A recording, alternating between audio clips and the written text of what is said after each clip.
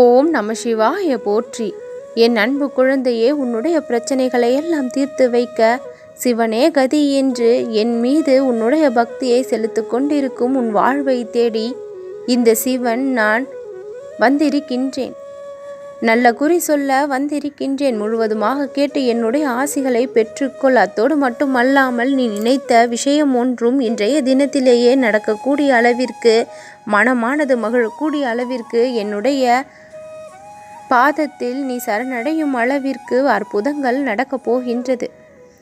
இந்த ஜென்மத்தில் மட்டுமல்லாமல் முற்பிறவியிலும் நீ செய்த புண்ணியங்களின் காரணமாகத்தான் இந்த ஜென்மத்தில் நான் உன்னோடு இணைந்திருக்கின்றேன். புண்ணியங்கள் பல செய்திருக்கின்றாய். உன்னுடைய பாவங்கள் கரைந்து கொண்டு வருகின்றது. முழுமையாக கரைக்க நான் உதவி புரிவேன்.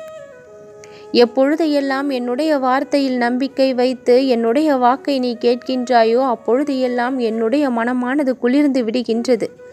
என் பிள்ளை இவ்வளவு நம்பிக்கையோடு என்னுடைய வாக்கை கேட்டுக்கொண்டிருக்கும் பொழுது அந்த வாக்கை நல்வாக்காக கொடுத்து அதை அப்படியே உன் வாழ்க்கையில் பலிக்க செய்யவும் நான் துணை புரிவேன்.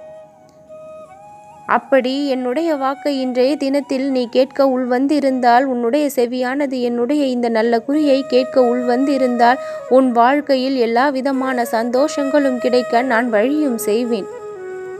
இத்தனை நாள் நீ எவ்வளவு பாடுகள் பட்டிருக்கின்றாய், எவ்வளவு சோதனைகளை சந்தித்திருக்கின்றாய். அத்தனை சோதனைகளிலிருந்தும் அடுத்த துன்பத்தில் இருந்தும் நீ விடுபடும் அளவிற்கு உன் வாழ்க்கையில் இன்பத்தை கொடுக்க நான் இருக்கின்றேன்.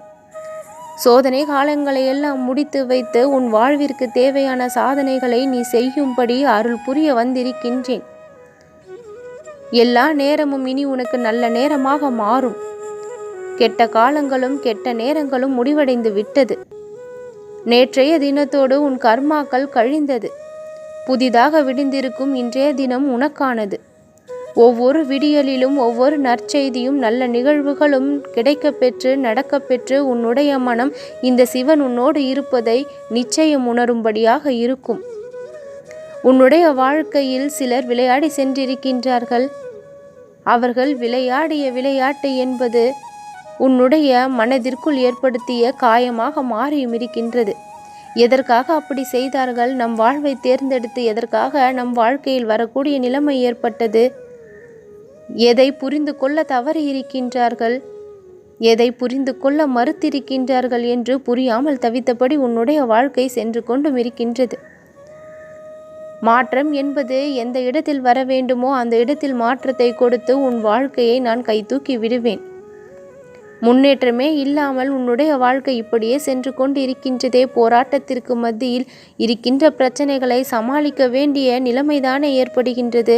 ஒரு பிரச்சனையை சமாளிக்க வேறொரு பிரச்சனையை உள்கொண்டு வர வேண்டியதாக இருக்கின்றதே என்று உன்னுடைய வாழ்க்கை ஒவ்வொரு நாளும் ஒரு கவலையோடையே சென்று கொண்டு இருக்கின்றது அல்லவா?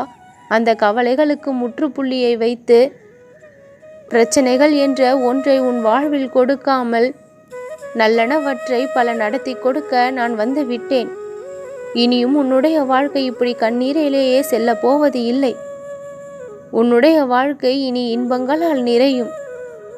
சுப நிகழ்வுகள் உன் வீட்டில் அரங்கேற ஆயத்தமாக இருக்கின்றது.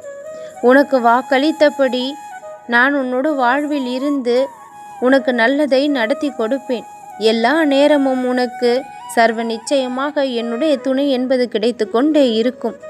உன்னுடைய வாழ்க்கையில் சந்தோஷத்தை நான் நிரந்தரமாக்குவேன். நம்பிக்கையோடு இரு என் குழந்தையே, நல்லதே நடக்கும்.